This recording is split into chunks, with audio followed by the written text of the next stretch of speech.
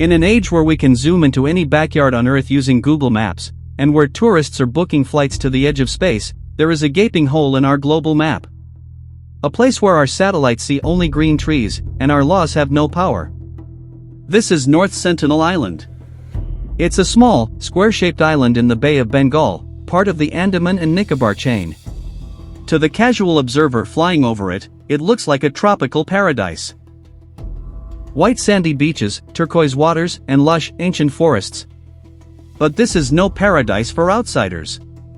It is, perhaps, the most dangerous 5 miles of ocean on the entire planet. Why? Because the people who live there, the Sentinelese, have made one thing very clear for thousands of years: they want to be left alone. They don't want your peace offerings, they don't want your trade, and they certainly don't want your version of civilization. For 60,000 years, they have stood guard on these shores.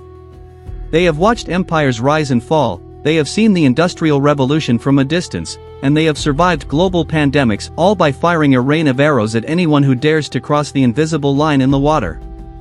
Today, on Mythic Terrain, we are diving deep into the mystery of the world's most isolated tribe. How have they survived so long? What happened when we tried to contact them? And why is the Indian government now terrified of even looking at them too closely?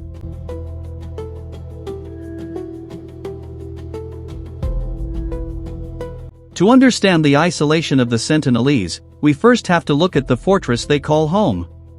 North Sentinel Island isn't just protected by warriors, it's protected by nature itself. The island is surrounded by a massive, jagged ring of coral reefs that extend far into the sea. For centuries, these reefs were a death trap for ancient wooden sailing ships. If a storm pushed you too close, the coral would rip your hull open like a knife through paper. This created a natural no-go zone long before any government declared one. Then, there is the jungle. It is so thick, so prehistoric, that it is practically a biological shield. Even with the most advanced thermal imaging and satellite technology, we know almost nothing about the interior of the island. We don't know where their villages are, we don't know how many people live there. Estimates range from 15 to 500, and we don't even know what they call themselves. Sentinelese is a name we gave them. Their true name remains a secret known only to them. But the most chilling aspect of their isolation is their biological vulnerability. Because they have had zero contact with the outside world, their immune systems are like a time capsule from the Stone Age. They have no resistance to the common flu, the measles, or even a simple cold. To the Sentinelese, a friendly handshake from a tourist isn't just a gesture. It's a biological weapon that could wipe out their entire race in a matter of weeks. This is why the Indian Navy maintains a strict 5-mile exclusion zone. It's not just to keep you safe from their arrows, it's to keep them safe from your germs.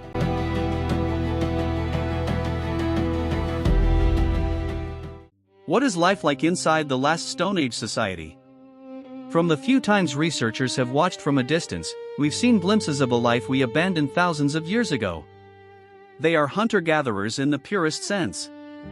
They don't plant seeds, they don't have domestic animals, and they don't use metal unless it's salvaged from shipwrecks on their reefs, which they painstakingly cold hammer into arrowheads. They live off the land and the sea.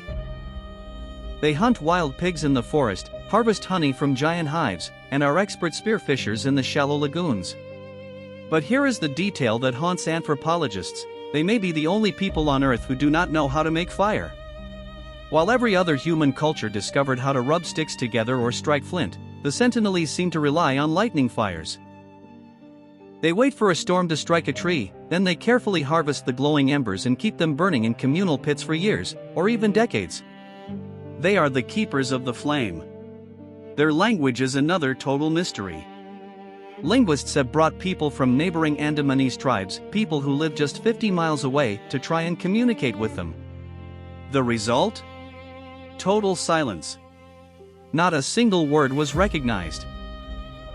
This suggests that the Sentinelese have been separated from the rest of humanity for so long that their language has evolved into something completely unique on this planet. They are, in every sense, a separate branch of the human story.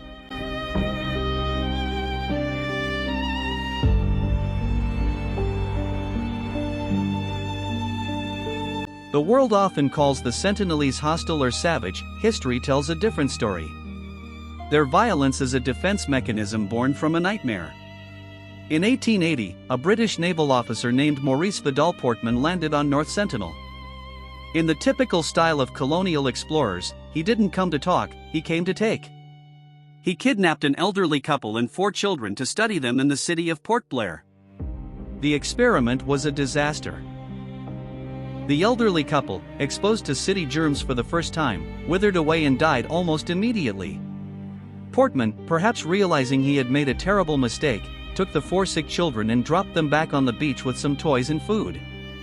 Imagine the terror of those children returning to their tribe, carrying the invisible seeds of death. From that day on, the Sentinelese learned a vital lesson: the people from the sea bring only ghosts and sickness. Their arrows today are a response to the trauma of 1880.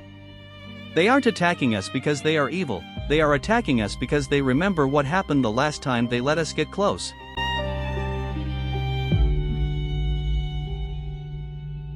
In recent decades, the encounters have only become more tragic. In 2006, 2 Indian fishermen named Sundar Raj and Pundit Tiwari were illegally poaching crabs near the island. Their anchor broke while they were asleep, and their boat drifted into the shallows. The Sentinelese killed them instantly. When the Indian government sent a helicopter to recover the bodies, the tribesmen didn't hide in fear. They stood their ground on the beach, firing arrows at the multi-million-dollar machine until it was forced to retreat. Then came the case of John Allen Chau in 2018. A young American missionary who believed it was his divine mission to convert the tribe.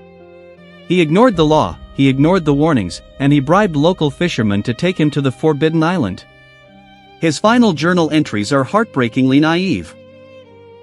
He wrote about singing worship songs to them and offering them a football, only to have an arrow pierce his Bible. On his final trip to the shore, the fisherman watched from a distance as the tribesmen dragged his body across the sand. He didn't understand that for the Sentinelese, he wasn't a messenger of God, he was a messenger of extinction.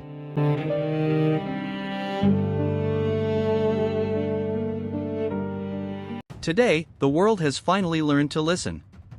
The Indian government's policy is now eyes on, hands off. We watch from satellites, we check for smoke from the trees to make sure they are still alive, but we do not land. North Sentinel Island remains the last place on Earth where a human can be truly free from taxes, free from the internet, and free from the reach of global powers. They are the guardians of our past.